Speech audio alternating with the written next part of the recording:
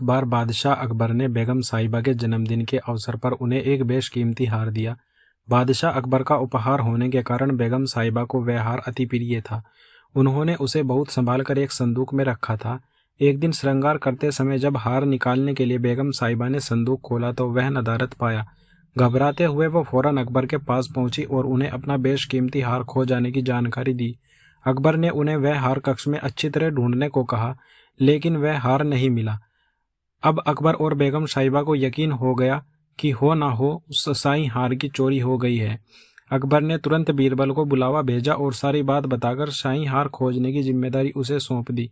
बीरबल ने बिना देर किए राजमहल के सभी सेवक सेविकाओं को दरबार में हाजिर होने का फरमान जारी करवा दिया। कुछ ही देर में दरबार लग चुका था। अकबर अपनी बेगम साहिबा के साथ शाही तख्त पर विराजमान थे। सभी सेवक सेविकाएं दरबार में हाजिर थे, लेकिन बीरबल वहां नहीं था। सब बीरबल के आने का इंतजार करने लगे, लेकिन 2 घंटे बीत जाने पर भी बीरबल नहीं आया। बीरबल की इस हरकत पर अकबर आग बबूला होने लगे। दरबार में बैठने का कोई औचित्य ना देख वे बेगम साहिबा के साथ उठकर वहां से जाने लगे। ठीक उसी वक्त बीरबल ने दरबार में प्रवेश किया। उसके साथ एक गधा भी था। विलंब के लिए अकबर से माफी मांगते हुए बोला, जहांपनाह माफ कीजिए, इस गधे को खोजने में मुझे समय लग गया। सबकी समझ से परे था कि बीरबल अपने साथ वो गधा दरबार में लेकर क्यों आया है।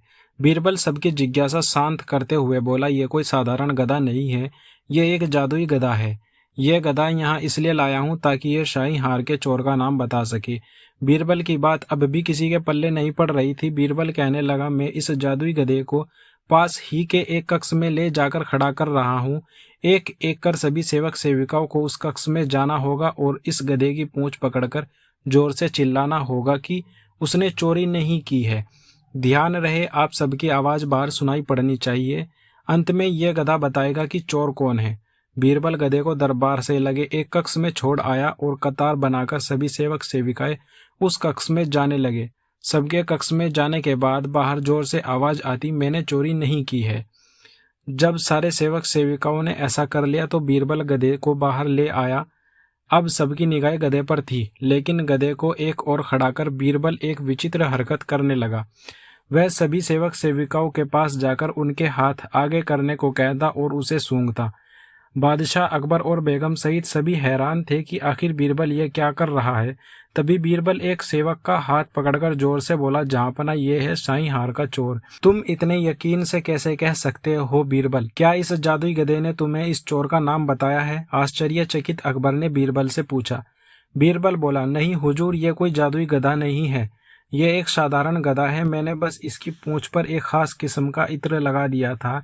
जब सारे सेवक सेविकाओं ने इसकी पूंछ पकड़ी तो उनके हाथ में उस इत्र की खुशबू आ गई है, लेकिन इस चोर ने डर के कारण गधे की पूंछ पकड़ी ही नहीं। वह कक्ष में जाकर बस जोर से चिल्लाया, बाहर आ गया, लेकिन सबके हाथ में इस इत्र की खुशबू आ पाई। वह कक्ष में जाकर बस जोर से चिल्लाकर बाहर आ गया, लेकिन इसके हाथ में से उस इत्र की खुशबू नहीं आ रही। इससे सिद्ध होता है कि यही चोर है। उस चोर को दबिश देकर शाही हार बरामद कर लिया गया और उसे कठोर सजा सुनाई गई। इस बार बीरबल की अक्लमंदी की बेगम साहिबा भी कायल हो गई और उन्होंने अकबर से कहकर बीरबल को कई उपहार दिलवाए। इस